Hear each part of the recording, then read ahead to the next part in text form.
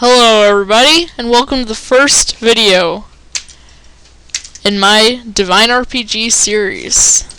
Divine RPG is a mod for Minecraft that has tons of new content. Over 75 new mobs, 8 new dimensions I think, and tons of new bosses. Anyway, I've made a tutorial to help out people that are new to the mod, because it's really complicated. And if you try to go in when you don't know what you're doing, you'll fail epically. So, the first step. In the overworld, you'll spawn, and it'll start just like normal Minecraft. However, there are new mobs, and there are 3 new ores deep underground. The first is realmite, which actually isn't that useful, but you can use it to make a realmite pickaxe, the same way you would a normal pickaxe. Secondly, there's arlemite, which is rarer than diamond, and can be used to make a serenade of life if you have 5 of them, which can grow plants instantly. And, more importantly, it can be used to make shadow bars, which will be useful later on. Lastly, there's rupee, which is more common than arlemite, but is actually more useful. You can use it to make armor, or you can combine all the rupee tools to make a rupee pickaxe, which can mine anything and has infinite durability. Pretty sweet. Rupee is also used in the making of shadow bars. So, once you've spent reasonable time underground and collected a fair amount of arlemite and rupee, realmite doesn't really matter, you can move on to step 2, going to the Nether.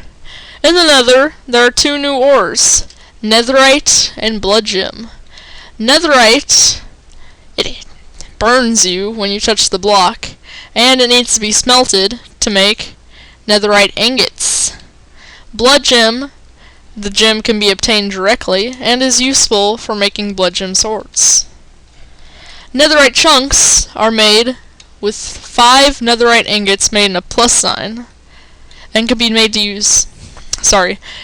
used to make useful weapons like the Serenade Striker, which is 5, a pattern like this, and will be used to make Hellstone ingots, which are required if you want to fight bosses.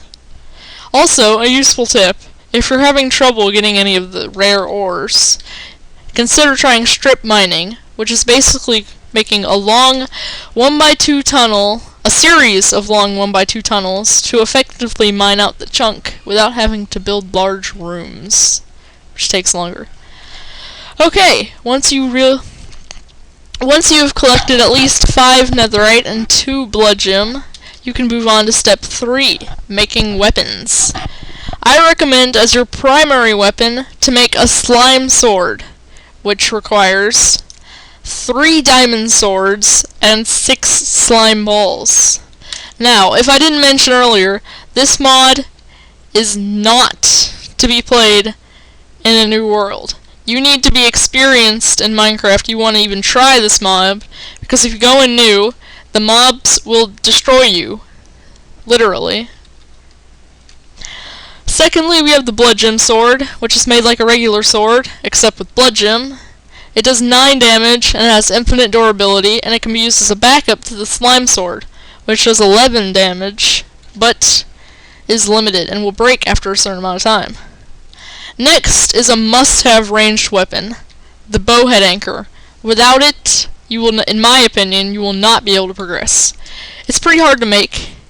You have to collect 5 whale fins, which are obtained by killing whales, which are creatures that only spawn in oceans. They have 800 health, but they're pretty easy to kill, because they're really slow on land, and you can lure them up, and then you can just continually hit them with your blood gem sword. Next, the hard part, you'll have to find king crabs on the beach, and fight enough of them until you have 18 aquatic pellets, which you can make 2 pure aquatic pellets with, then you can smelt them to make aquatic ingots.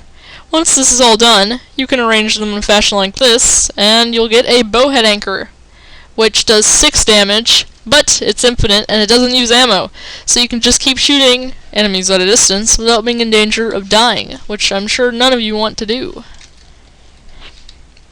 Step 4, which is vital if you don't want to get killed in one hit.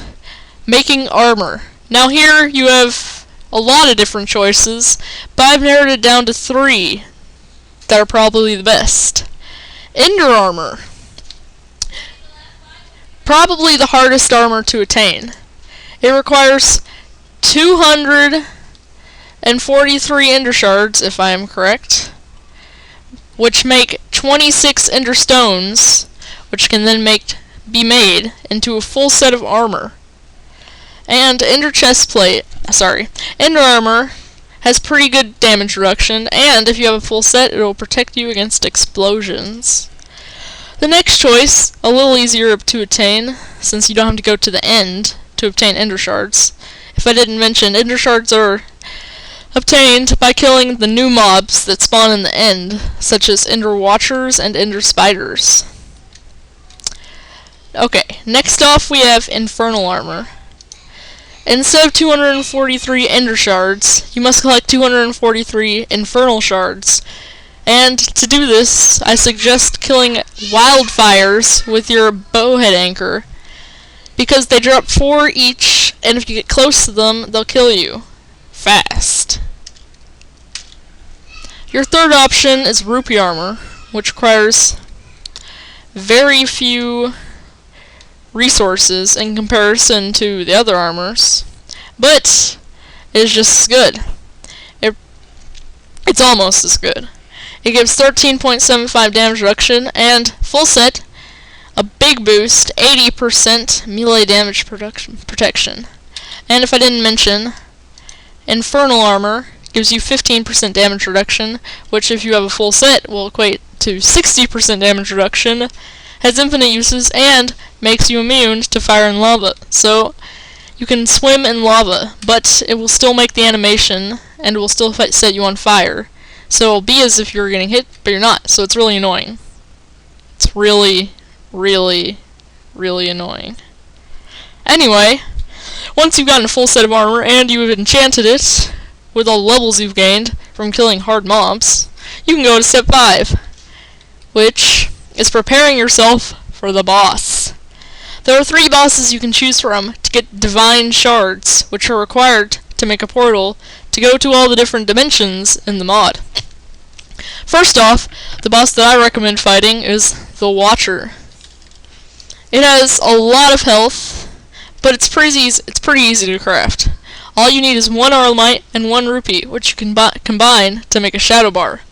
Then you can take a Netherite chunk, which I mentioned earlier you can make with Netherite shards, or molten shards, sorry, and a plus sign. Then you combine the 2, get a hellstone ingot. Then you can make a hellstone ingot on top. You can get 9 molten shards, which make 1 molten stone.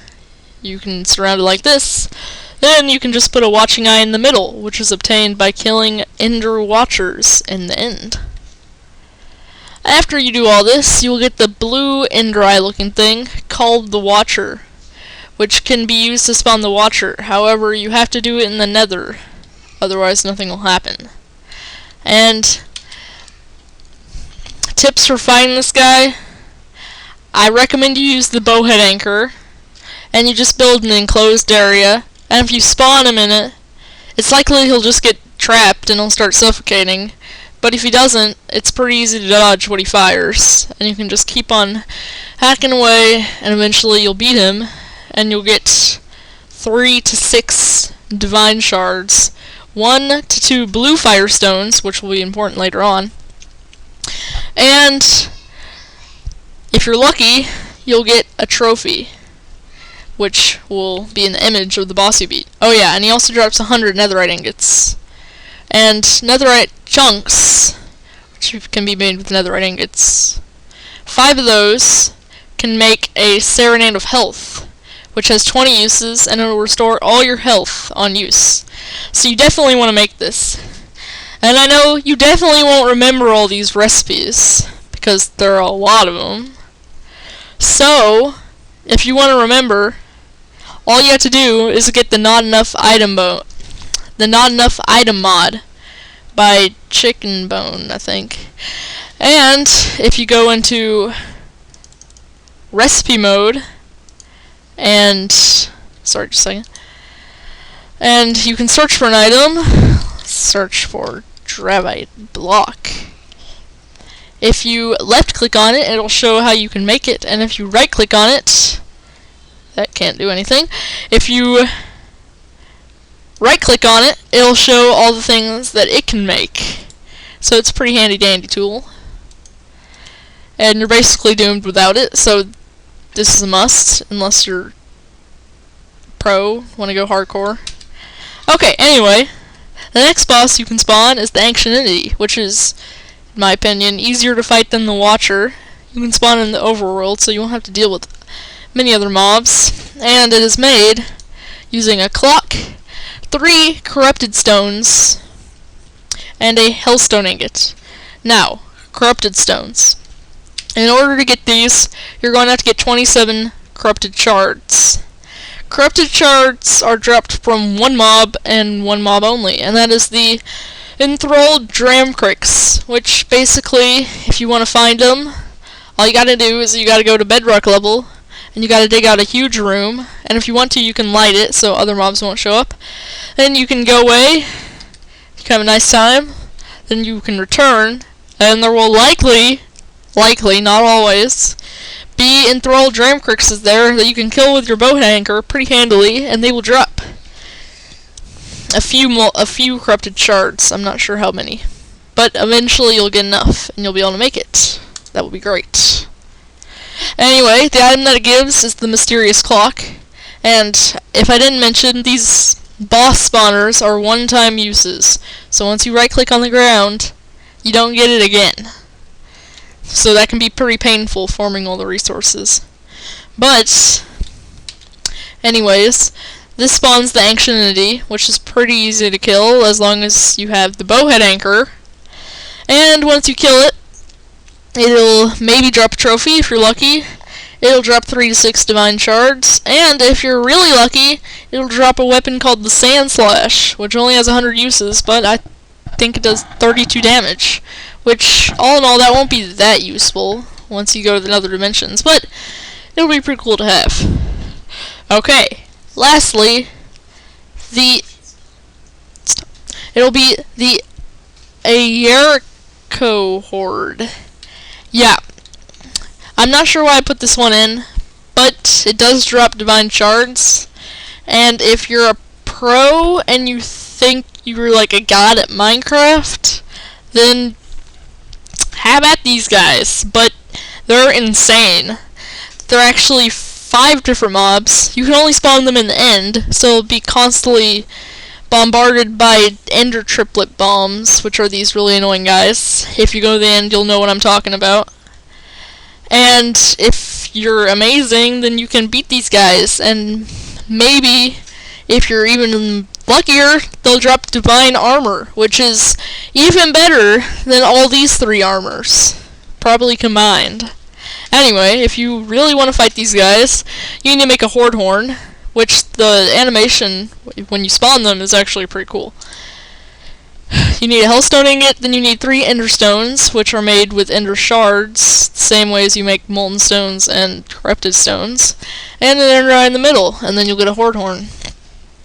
Anyway, once you've beaten these bosses 2 to 4 times, so you can get 10 Divine Shards, you can go to step 7, which is crafting a portal.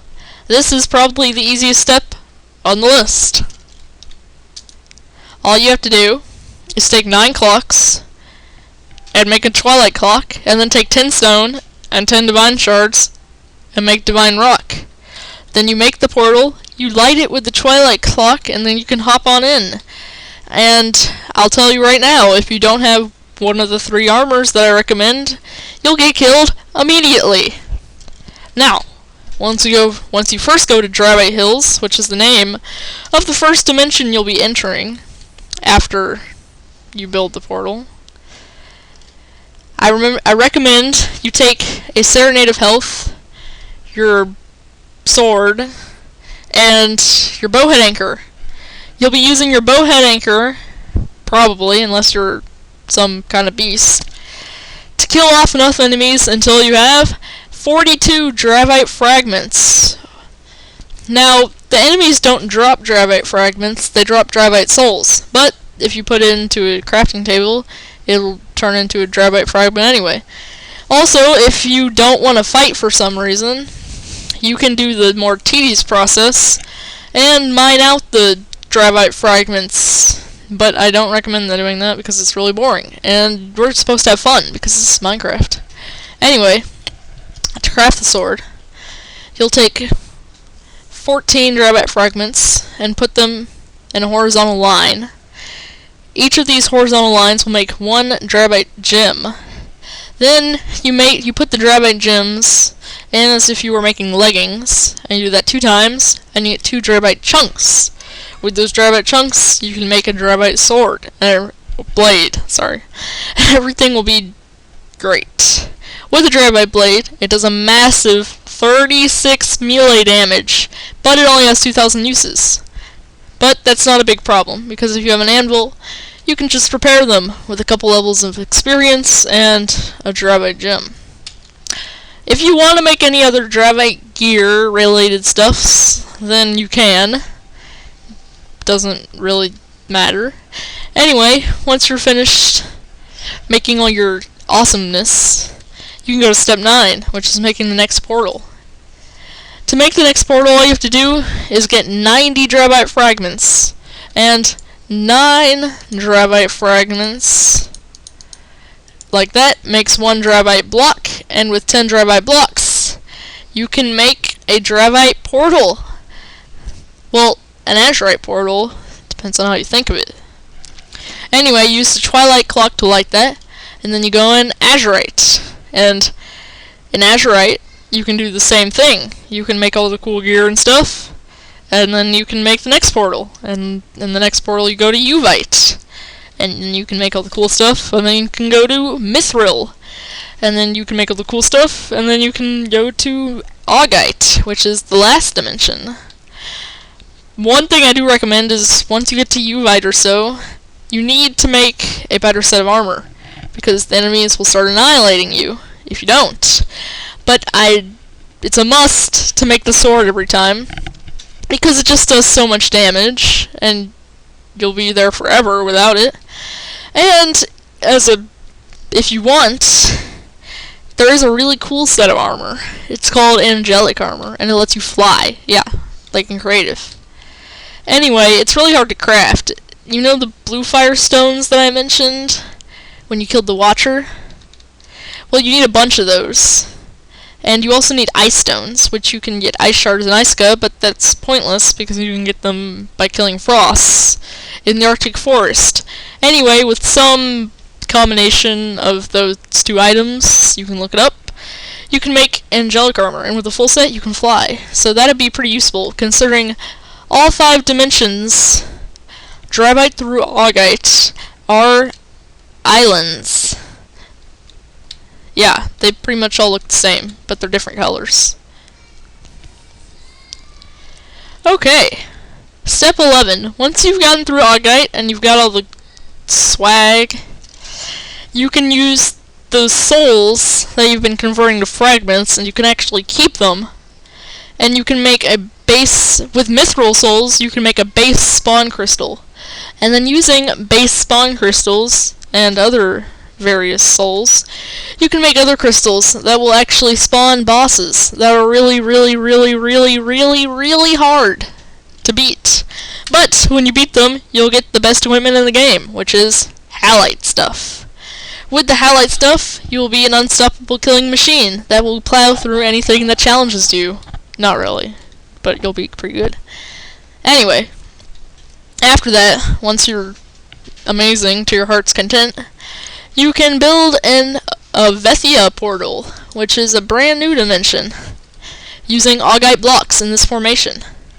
And to light it, you can use dream powder, which is just glowstone dust, I think, surrounded by augite fragments. And then when you go in Vethia, you'll lose all your stuff. Well, you won't lose all your stuff, but you won't get anything until you go back. So if you have a diamond sword and you go in the portal, you'll lose your diamond sword, but if you go back, then you'll get your diamond sword back.